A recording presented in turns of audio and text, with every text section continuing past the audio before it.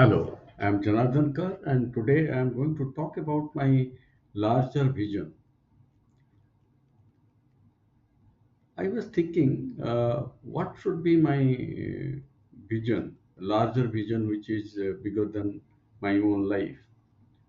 From my experience of 6 decades and more, after I have passed my childhood, when I was just thinking through the time I spent in this planet Earth, what I found that with passage of time, three things which is in a big problem, and those problems are harmony and sustainability, and third is mindset of not having enough. Let me little delve deep into the thing that if I compare what I have seen in my childhood with my grandparents, then my parents, and today the younger generation, I find in the from family to society to the world, the harmony is steadily declining, which is a big problem. And many of the people today, particularly young mass, they have mental problems, psychological issues. There is suicidal tendencies, in spite of they lead a very prosperous life compared to the previous generations. Second thing is that in the pursuit of having enough, acquiring material things, we have depleted natural resources to that extent that the environmental sustainability is questionable. The air, the water, the art itself, and the space, everything is getting polluted. And in my last years in Delhi, in my profession, while working, I found the pollution issue in the very bad light.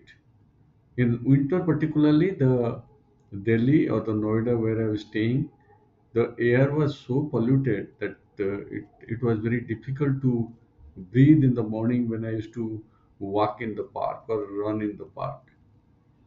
So the and third thing, if I talk about the mindset, then even my grandparents, my grandmother particularly, was not a very educated person, neither was a rich person, but she had the mentality of a having enough kind of thing. Like if I give an example, so she can give charity without thinking. Examples are coming to my mind that when I was a kid, I have seen that if there is a beggar at the door and she has not taken food and about to take food, and she will not think for the second time, she will take the food and give it to the beggar. So this shows the mindset of abundance. Though she didn't have much material possession, but she was feeling like a rich person, and whatever she has, she could give it without much thinking to a needy person. Compared to these things, today, even the richest people, they do not have the mindset of giving charity or helping others, because they themselves feel they do not have enough. The outer world is churning out so much of material every day, new material. Everybody is in a state of thinking that he is not having enough and he requires more. And from the material consumption point of view, that if I look at my grandparents, what they did have, not much. If you look at their clothing, maybe my grandmother would have say maybe 4 5 saris or dress material, and so far as ornaments are concerned, very bare minimum. And so also my grandfather, and he had only two pairs of dhotis and kameez, and he was a teacher, and used to go school, and because of that, he has two pairs of dress. Uh, One he wears, and another is just kept. And when the one gets dirty, that goes for washing, and the second pair he wears. And in the home, he will be just using just one dhoti and just a covering on the upper body. And when I come to my father, and he was also by the time my father came into service and all that, we are middle class people. And um, my father purchased a car when he was in a senior executive position, senior officer in the government. But possession wise, we didn't have much in the house, and his consumption also not that much, and didn't have any bad habit. And so far as giving is concerned, I have seen him helping people whenever they needed his support. So what it shows that because of that, the harmony in the house was very good. I mean, there was a loving atmosphere. My grandfather and grandmother, they used to love me like anything, and whenever I think about them, I feel very much sad that I have lost them now. And they lived also very long life beyond 80s. My grandfather was 80, 86 plus, and so also my grandmother. They had a long life, and they were very fulfilled person. They had a general satisfaction in their life. So also my father and mother, both my parents, they also lived long, and I lost both of them just 2 years back.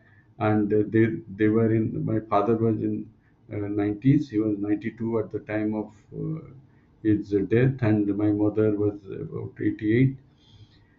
And they were very satisfied people, and their material requirement not much. There was enough love and affection for all of us. But today, with passage of time, every year I find the harmony in the family of young people, it's receding. The love between the husband and wife, that is declining, though physically they show lot of love. They say I love you, which my parents or grandparents never have heard them talking that I love you. These things I have never seen them doing. But intrinsically, they were loving each other. They're very supportive. And as I told that, from sustainability point of view, because their requirements are less, and they were not denuding the resources of the nature. So they knew about it, that it is to be conserved, and if they do not have the requirement, they will not purchase. And that was good for the sustainability of the environment. And as I told that, they have the mindset of having enough, so they were prepared to give things when needed to the needy people. So these are the things I've seen, and that is why I thought the larger than life vision for me should be harmony, sustainability, and abundant mindset. So if that I can uh, help in some way, so that will bring real the golden age, where people can live peacefully with harmony, and they will be able to pursue their goals and live a life of fulfillment. So this is my larger than life goal now at the age of 70. After completing my familial responsibility and most of my things what I could have done. So I think this is my goal, and my mission is to help and support the working professional, because I was a working professional, so uh, I can connect with that group of people, the working professionals, and my mission is to help them to be passionate professionals, grow in their career with fulfillment. Because without that, if I address anything, they will not be interested to come. So that is the kind of hook that they should be able to grow in career with career, but with fulfillment. And that is what was missing when I was in mid career. So that is why what I faced, the problems I faced in the midlife, I want these working professionals in the midlife should not face it. And I have the experience of 4 decades, and I find that mostly the professionals in their mid career, they face this issue of loss of purpose, stagnation in life, and work-life balance gets disturbed, and they also acquire because of all this. They acquire lifestyle diseases because they do not take care of their other aspect of life in the pursuit of only growing in the career. So with this, after completing my job profession, now I joined to know how to propagate this particular thing in a digital platform. So I joined ILH to understand the nuances of digital platform and how to generate lead and convert them to fulfill my vision and mission. So the greater vision is through these passionate professionals to make a lifelong member of a group, so we can co-create that golden age, a world of harmony, sustainability, and peace. Now, when I was going through this course, the hackathon, so now the topic is that be a son and live your life with your own truth, and be a son and make stars. And the theme is teleos with technology, teleology. So while doing research on teleology, I found that there was simulation, because they say that reticular activation system. So when I was trying to understand what this telos and teleology is all about, telos is golden age, and in the human civilization there are golden ages at different countries at different times. And while going through all this thing, doing research, I came across that there was a Lemurian civilization long back, and now it is submerged in sea. Of course, there is scientifically it is not proven, but many people they believe there was such a civilization where the those people, and it is long back, many thousand years back. And now also they say that in South India, that at the tip of peninsula, that is Rameswaram, there was connection that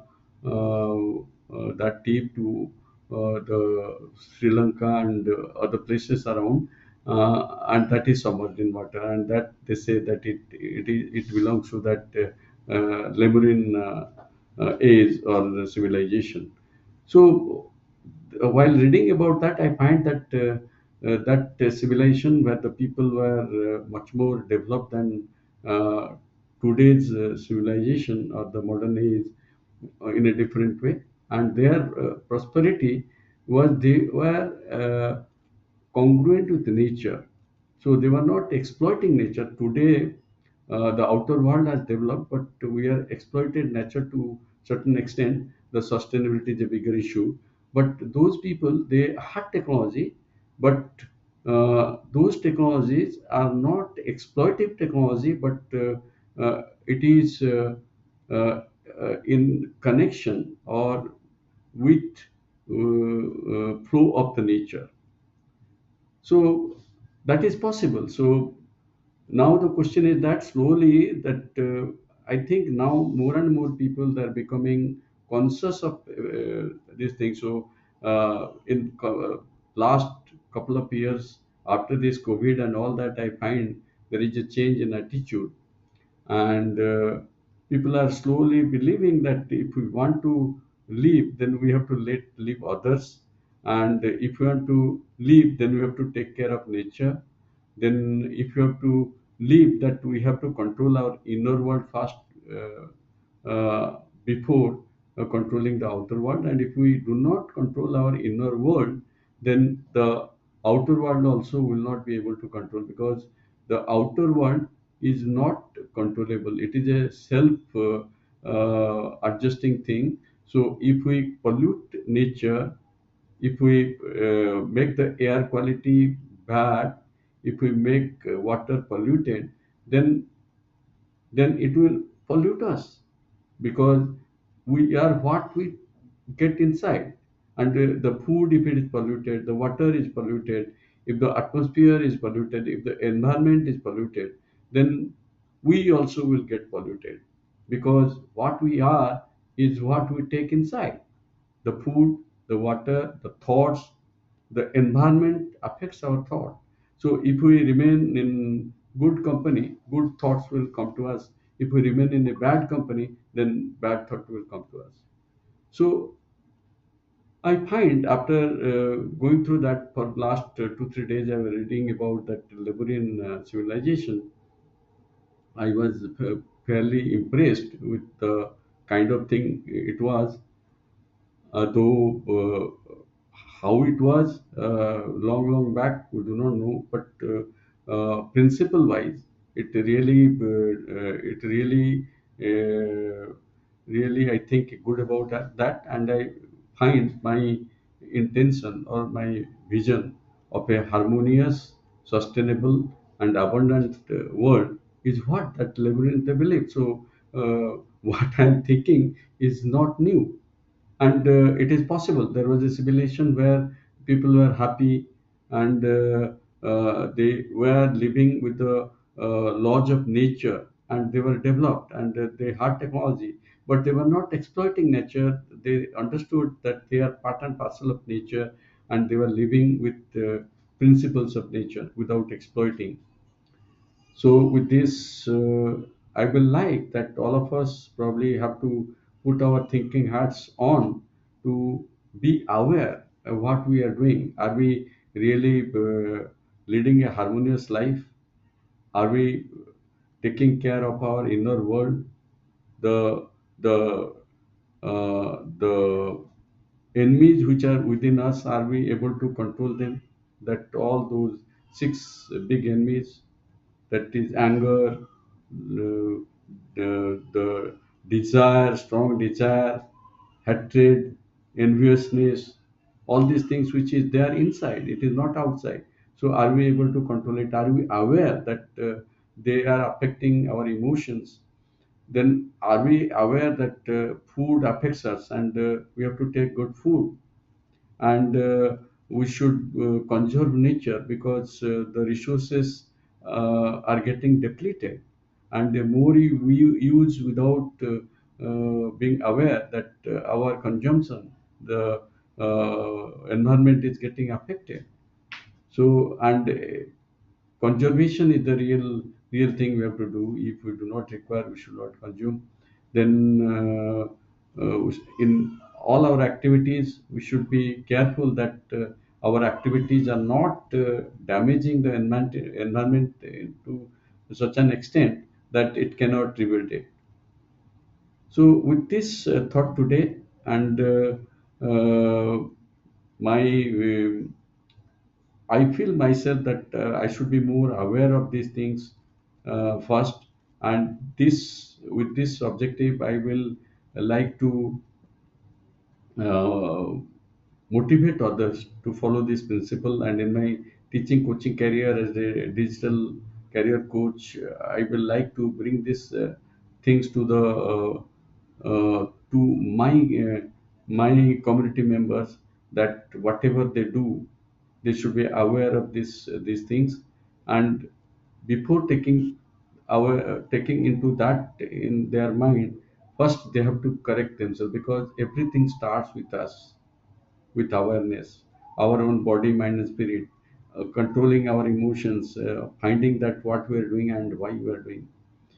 So, with this, I will end this episode. And if you like the idea I have delineated in this, please like it, subscribe it, and be a member of my community by clicking the link given below.